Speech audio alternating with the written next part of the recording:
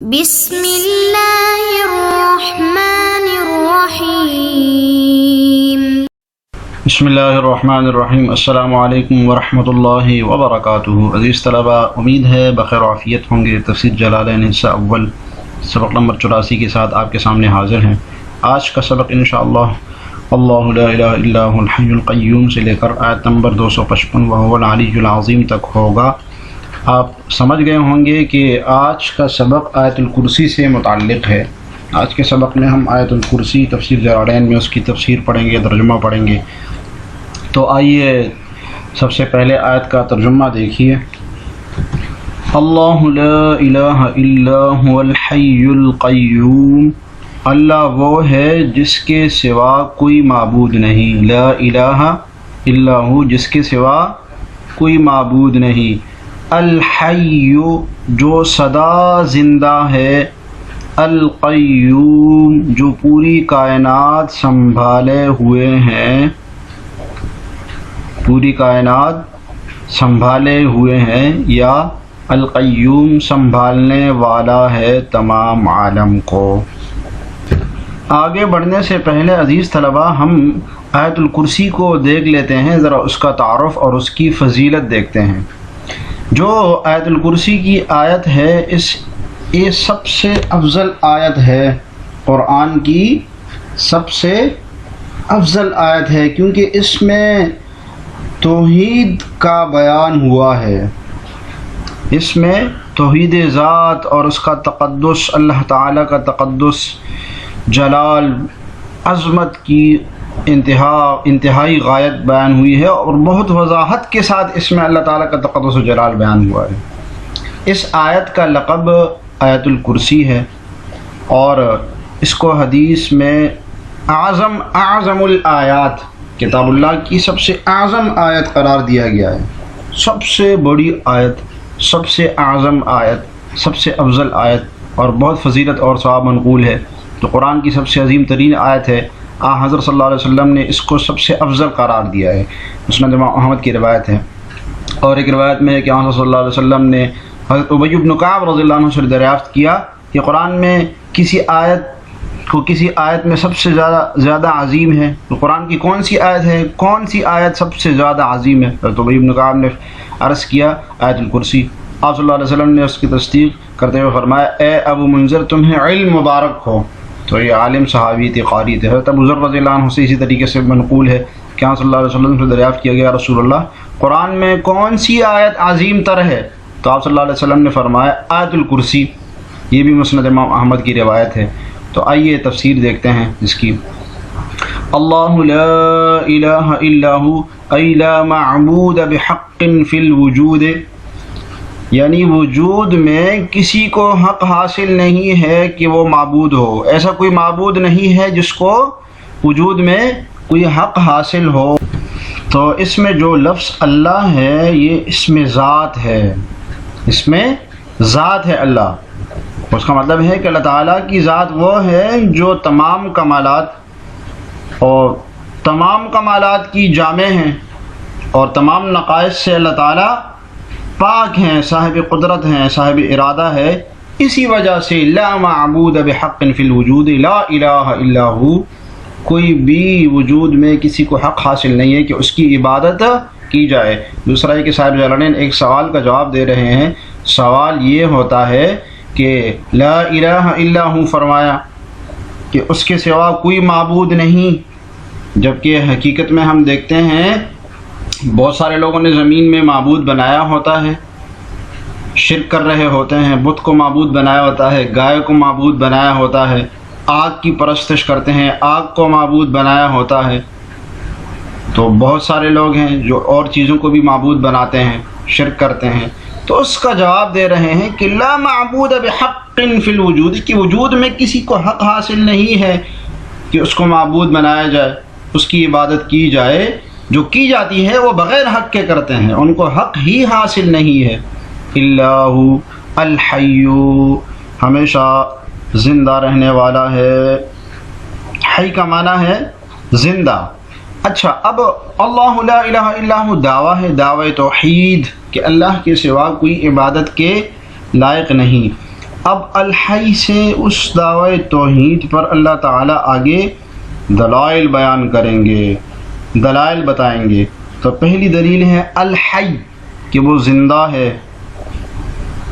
ایسا زندہ کہ زندگی اس کی صفت ذاتی ہے، الحی اس کی اپنی صفت ہے، یعنی وہ ازل سے لے کر ابد تک رہے گا، اس پر کبھی عدم نہیں آئے گا اور نہ کبھی اس پر موت آئے گی۔ تو اسی کو دو لفظوں میں صاحب جلالین نے بند کیا، الدائم، ٹھیک ہے، البقاء دائم ہمیشہ زندہ رہنے والا ہے، البقاء دوسری صفت ہے اس کی کہ ہمیشہ باقی رہنے والا ہے۔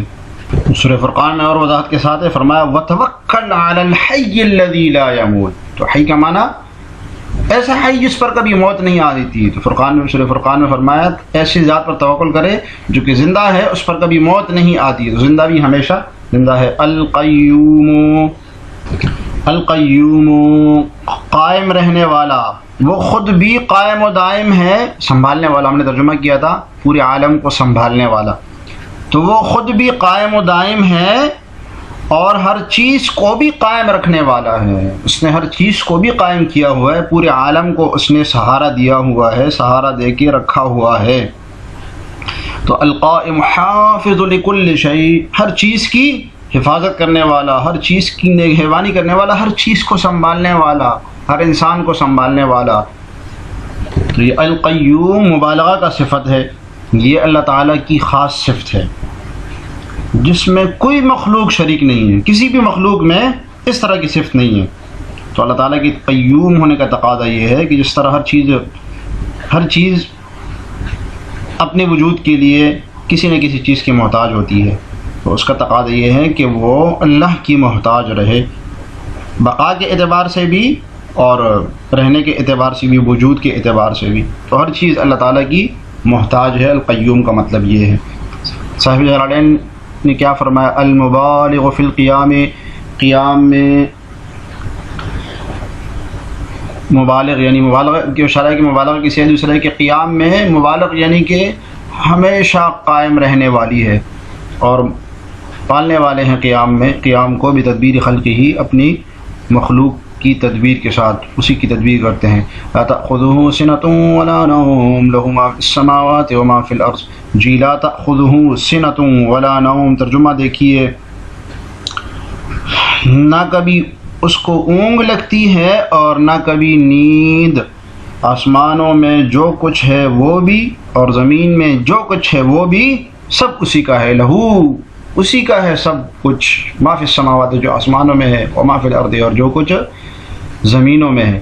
جی لا تأخذہ سنۃ ولا نوم، سنۃ نعاس اونگ کو کہتے ہیں، اس کو کبھی اونگ نہیں آتی ہے اور نہ کبھی نیند۔ تو یہ تیسری دلیل ہے توحید کی کہ وہ ہر وقت خبردار ہے، نہ کبھی اس کو نیند آتی ہے اور نہ کبھی اس کو اونگ آتی ہے۔ سنتن کہتے ہیں اونگ کو، نعاسن صاحب جلالین نے اس کی تفسیر بھی کی ہے، اور اونگ کا مطلب ہے کہ دماغی اعصاب کی وہ سستی ہوتی ہے جو نیند آنے کا پیش خیمہ ہوتی ہے، یعنی کہ انسان کے دماغ سست پڑ جاتا ہے اور اس کو نیند آنے لگتی ہے، تو اس کو کہتے ہیں سنتن۔ اور نوم مکمل نیند کو کہتے ہیں، یعنی جس پر نیند طاری ہو جائے۔ تو اللہ تعالیٰ کو نیند نہیں آتی، نہ نیند کا پیش خیمہ اونگ آتی ہے، تو یہ تیسری دلیل تھی۔ دوسرا ہے کہ نعاس سنتن جو ہوتا ہے یہ عین میں ہوتا ہے، آنکھوں میں ہوتی ہے نیند، آنکھوں کے اندر جو نیند، اور نوم جو ہے یہ دل کی نیند ہوتی ہے، یعنی دل بھی سو جاتا ہے۔ تو اس حساب سے یہ القیوم کی تاکید بھی بن رہی ہے کہ القیوم لا تأخذہ سنۃ ولا نوم، یہ اس کی تاکید ہے کیونکہ جو ذات پوری کائنات کو سنبھالے گی، پورے عالم کو سنبھالنے والی ہوتی ہے، اس کو تو نیند اونگ اس کے لیے محال ہے، نہیں آئے گی اس کو۔ آگے دیکھیے، لہو ما فی السماوات وما فی الارض، جو کچھ آسمانوں میں ہے اور جو کچھ زمینوں میں ہے اسی کا ہے۔ یہ چوتھی دلیل ہے توحید کی کہ جو کچھ ہے آسمان و زمین میں سب اسی نے پیدا کیا ہے، اور جو کچھ ہے سب اسی کے قبضہ میں ہے، سب اس کے اختیار میں ہے، سب اس کے تصرف میں ہے، تو کوئی اس پر جبر نہیں کر سکتا کہ وہ اس سے لے لے۔ ملکن ملکن و خلقن و عبیدن، جی ملکن بھی ہے ملکن بھی پڑھ سکتے ہیں اس کو اور ملکن بھی پڑھ سکتے ہیں. ملکن یعنی بادشاہت کے اعتبار سے آسمان و زمین میں پوری بادشاہت ہی اس کی ہے، اور ملکن کا مطلب ہے کہ پوری آسمان و زمین میں جو کچھ ہے سب اس کی ملک میں ہے، سب اس کے اختیار میں ہے. لیکن ملکن زیادہ ابلغ ہے، اس لیے کہ ملکن کا جو معنی آگے ہے وہ عبیدن میں آ رہا ہے، اس لیے ملکن پڑھنا زیادہ بلیغ ہے. وخلقاً، اور پیدا کرنے کے اعتبار سے، یعنی جو کچھ آسمانوں میں ہے، جو کچھ زمین میں ہے، پیدا کیا اسی نے ہی. وعبیداً، اور جو کچھ آسمانوں میں ہے اور جو کچھ زمین میں ہے سب اسی کے غلام ہیں، سب اس کی ملکیت میں ہے. ملکن کا مطلب تھا اس کی بادشاہی ہے آسمان و زمین پر، اور ملکن اور عبیدن کا مطلب ہے اس کی ملکیت میں ہے، ہر چیز اس کی غلامی میں ہے، اس کے محتاج ہیں. من ذا الذی یشفع عنده الا باذنہ. ترجمہ دیکھیے، کون ہے جو اس کے حضور اس کے اجازت کے بغیر کسی کی سفارش کر سکے. من ذا الذی، کون ہے، یشفع عنده الا باذنہ، جو اس کے حضور اس کی اجازت کے بغیر سفارش کر سکے. جی یہ پانچویں دلیل ہے، اور اس میں استفہام انکاری ہے. من ذا الذی، کہ کون، کوئی یعنی کوئی ایسا نہیں کر سکتا جو اس کی اجازت کے بغیر سفارش کر سکے. تو توحید کی پانچویں دلیل ہو گئی، یعنی اس کی اجازت کے بغیر اس کے سامنے کوئی دم بھی نہیں مار سکتا، نہ اس کی مرضی کے خلاف کسی مجرم کی سفارش کر کے اس کی سزا کو ختم کروا سکتے ہیں. اور یہ عام مشرکوں پر بھی رد ہے. ان کا خیال یہ تھا نا کہ جو ہمارے بزرگ تھے جن کو ہم پکارتے ہیں، جن کو انہوں نے مشرک بت بنائے ہوئے تھے، وہ ہماری سفارش کریں گے. اللہ تعالیٰ نے فرمایا کون ہے جو اس کی اجازت کے بغیر سفارش کروا سکے. تو یہ شفاعت کا مسئلہ اس میں بیان ہوا ہے، سفارش کا مسئلہ. ٹھیک ہے، تو یہ قرآن میں جا بجا آیا ہوا ہے. یہاں پر بھی ہے من ذا الذی یشفع عنده الا باذنہ، اور فرمایا لا تنفع الشفاعۃ الا من اذن له الرحمن. اس طریقے سے آخری سپارے میں آپ پڑھتے ہیں لا يتکلمون الا من اذن له الرحمن وقال صوابا. اور بہت ساری آیتوں میں سفارش کا مسئلہ آیا ہے. تو اس میں جو سفارش بیان ہوئی ہے، یہ شفاعت جو بیان ہوئی ہے وہ شفاعت قہری ہے. اس شفاعت سے مراد شفاعت قہری مراد ہے، اور یہ وہ والی شفاعت ہے جس کے مشرکین معتقد تھے کہ بھائی ہمارے بڑے ہماری سفارش کریں گے آخرت میں. اب جو شفاعت ہوتی ہے یعنی جو سفارش ہوتی ہے اس کی قسمیں ہیں. ایک تو دنیا میں شفاعت ہوتی ہے اور ایک آخرت میں. تو دنیا میں جو شفاعت سفارش ہوتی ہے یہ تو جائز ہے، مومن کافر، کافر مومن کے لیے بھی کر سکتا ہے، مومن کافر کے لیے بھی کر سکتا ہے. اور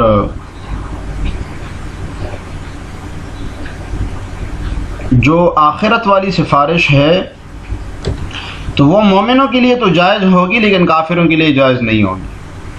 اور جیسے کہ نبی صلی اللہ علیہ وسلم بھی سفارش کریں گے، آپ صلی اللہ علیہ وسلم سفارش کریں گے.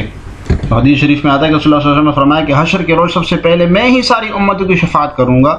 اور اسی جگہ کا نام یعنی جہاں آپ سفارش کریں گے مقام محمود ہے، جو آپ کی خصائص میں سے بھی ہے. دیکھیے من ذا الذی لا احد، یعنی کوئی نہیں کر سکتا. تو استفہام انکاری ہے، کوئی بھی نہیں کر سکتا یشفع شفاعت اندہ اس کے ہاں الا باذنہ، مگر یہ کہ اس کی اجازت سے. اس کے لیے فیہا، شفاعت میں اس کی اجازت جب ہوگی تو ہی کر سکتا ہے. یعلم ما بین ایدیہم وما خلفہم، وہ سارے بندوں کے تمام آگے پیچھے کے حالات کو خوب جانتا ہے. وہ یعلم، وہ سارے بندوں کے حالات جانتا ہے، آگے کے اور پیچھے کے. یعلم ما بین ایدیہم ای الخلق، یعنی مخلوق جو اس کے سامنے ہے، وما خلفہم، اور جو اس کے سامنے نہیں ہے، یعنی کہ ای امر الدنیا والآخرہ، یعنی دنیا اور آخرت کے جو معاملات ہیں اس سب کو جانتا ہے. وہ ما کان ما یکون، ہر چیز کو وہ جانتا ہے. تو آگے پیچھے ہونے کا مطلب یہ ہے، ایدیہم اور خلفہم کا مطلب یہ ہو سکتا ہے کہ اس کے پیدا ہونے سے پہلے جو چیز ہے اور پیدا ہونے کے بعد تمام حالات و واقعات اللہ تعالیٰ کے علم میں ہیں. اور یہ مطلب بھی ہو سکتا ہے کہ ان چیزوں کو بھی جانتا ہے جن کو انسان جانتے ہیں، یعلم ما بین ایدیہم، تو جن کو انسان جانتا ہے، اور ان چیزوں کو بھی جانتا ہے جس کو انسان نہیں جانتے. اور ایک مطلب وہ ہے جو کہ صاحب جلالین نے لکھا ما بین ایدیہم ای الخلق، یعنی کہ مخلوق، اس کو پیدا کرنا. اور ما خلفہم، اور جو پیچھے ہے یعنی کہ اس کا معاملہ، دنیا اور آخرت کا معاملہ. تو ایک مطلب یہ ہو سکتا ہے وَلَا يُحِيطُونَ بِشَيْءٍ مِّنْ عِلْمِهِ إِلَّا بِمَا شَاءَ، اور وہ لوگ اس کے علم کی کوئی بات اپنے علم کے دائرے میں نہیں لا سکتے. لا يحيطون بشيء، اپنے علم کے دائرے میں کسی چیز کا احاطہ نہیں کر سکتے، من علمه، اس کے علم میں سے، الا بما شاء، سوائے اس بات کے جسے وہ خود چاہے، سوائے اس بات کے جسے وہ خود چاہے. یعنی انسان اور تمام مخلوقات اللہ تعالیٰ کے علم کی کسی حصے کا بھی احاطہ نہیں کر سکتے کہ اللہ تعالیٰ کا علم کتنا ہے، اس کے کسی بھی حصے کا احاطہ نہیں کر سکتے. ہاں یہ کہ اللہ تعالیٰ خود ہی اپنے علم کا کسی کو کوئی حصہ عطا کرنا چاہے تو اس کو صرف اتنا ہی دے دیتا ہے. باقی انس و جن میں، جنات اور انسانوں میں کوئی بھی ایسا نہیں ہے جو اس کے سارے علم کا احاطہ کر سکے. جی لا ولا يحيطون بشيء من علمه اي لا يعلمون شيئا من معلوماته، یعنی نہیں جان سکتے کچھ بھی اس کی معلومات میں سے. یہ کہہ کے صاحب جلالین نے اس طرف اشارہ کر دیا کہ جو علم ہی ہے نا، اس سے مراد معلوم ہے، یعنی جو چیزیں اللہ تعالیٰ کو معلوم ہیں، اور یہ جو علم کی صفت ہے وہ تو اللہ تعالیٰ کے ساتھ قائم، یعنی اس کے ذات کے ساتھ قائم ہے، اس کی تبعیض نہیں ہو سکتی. ٹھیک ہے، تو اس کی تبعیض نہیں ہو سکتی ہے کہ اس کے کچھ علم کا احاطہ کیا جائے. الا بما شاء، اللہ تعالیٰ خود بجز کہ خود دینا چاہے. وہ کیا صورت ہوگی؟ ای یعلمہم یا یعلمہم به منها باخبار الرسل، کہ وہ ان کو سکھا دے، وہ ان کو بتا دے اس میں سے کچھ. باخبار الرسل، صورت کیا ہوگی؟ اخبار الرسل، رسولوں کی خبر پہنچانے کے ذریعے، اپنے انبیاء کے تھرو، اپنے رسولوں کے ذریعے جو کچھ ان کو اللہ تعالیٰ پہنچانا چاہے وہ ہو سکتا ہے. تو اللہ تعالیٰ نے انبیاء کے ذریعے علم دیا، کتابیں اتاری، قرآن، انجیل، توراۃ، زبور، اس میں علم دیا. یہ اللہ تعالیٰ کی مرضی اور مشیت تھی کہ ان کو علم دے دے. وسع کرسیہ السماوات والارض، اس کی کرسی نے سارے آسمانوں اور زمین کو گھیرا ہوا ہے. وسع، گھیرا ہوا ہے، کرسیہ، اس کی کرسی نے آسمان و زمین کو. قیل احاط علمہ بہما، یعنی اس کی کرسی اتنی وسیع ہے کہ اس کی وسعت کے اندر ساتوں آسمان اور زمین سما جائے، ساتوں آسمان اور زمین سما جائے. قیل احاط علمہ بہما. جی اب یہاں سے بتا رہے ہیں کہ کرسی سے کیا مراد ہے. تو اس سے پہلے ہم ذرا دیکھ لیتے ہیں کہ کرسی سے کیا مراد ہے. اس کے بارے میں مختلف اقوال ہیں. کرسی، پہلا قول یہ ہے کہ کرسی سے یا تو اس کا حقیقی معنی مراد ہے، یعنی کیا مطلب ہے کہ یہ ایک جسم ہے باقاعدہ جو کہ عرش سے چھوٹا ہے اور آسمانوں سے بڑا ہے. جیسے صاحب جلالین اس پر حدیث کے اوپر دلیل بھی لائیں گے کہ ساتوں آسمان اور زمین کی مثال کرسی کے مقابلے میں ایسے ہیں جیسے ایک بڑے میدان میں انگوٹھی کا ایک چھوٹا سا حلقہ. تو آسمانوں سے بڑا ہے اور عرش سے لیکن چھوٹا ہے. لیکن یہ کہ اس کی حقیقت اللہ کے سوا کوئی نہیں جانتا، متشابہات میں سے. دوسرا ہے کہ اس سے مراد علم ہے. وسع کرسیہ، یعنی اس کے علم نے گھیرا ہوا ہے آسمان و زمین کو، جیسے ابن عباس رضی اللہ عنہ کا قول ہے. ایک قول یہ ہے کہ یہ قدرت اور سلطنت سے کنایا ہے، کہ اللہ تعالیٰ کی قدرت اور جو سلطنت ہے، حکومت ہے آپ کی، اس سے کنایا ہے. وسع کرسیہ، اس کی سلطنت نے آسمان و زمین کو گھیرا ہوا ہے، اس کی قدرت نے، اس کی سلطنت نے. تفسیر کبیر کا ایک حوالہ بھی یہاں پیش کیا ہے کہ المراد من الکرسی السلطان والقدرت والملک. مطلب یہ ہے کہ کیا مطلب بنتا ہے؟ مطلب یہ کہ اس کی قدرت اور حکومت پوری کائنات پر حاوی ہے، سب اس کے محکوم و مملوک ہے اور کوئی اس کا شریک اور ہمسر نہیں ہے.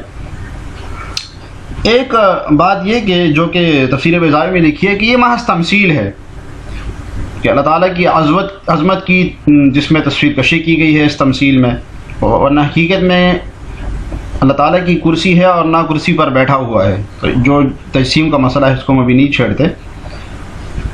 اب دیکھتے ہیں کہ صاحب جلالین نے اس کے بارے میں کیا ارشاد فرمایا. یہ تو صاحب جلالین نے وہی 2-3 اقوال بیان کی ہے. قیل احاط علمہ بہما، یعنی اس کے علم نے احاطہ کیا ہوا ہے. یہ عبداللہ ابن عباس رضی اللہ عنہما کا جو قول ہے کہ اللہ تعالیٰ اس کرسی سے مراد علم ہے. وقیل ملکہ، ایک قول یہ ہے کہ اس سے مراد ملک وہی سلطنت اور قدرت مراد ہے. وقیل الکرسی بعینہ، ایک قول یہ ہے کہ اس سے بعینہ کرسی مراد ہے، یعنی کرسی کا جسم مراد ہے.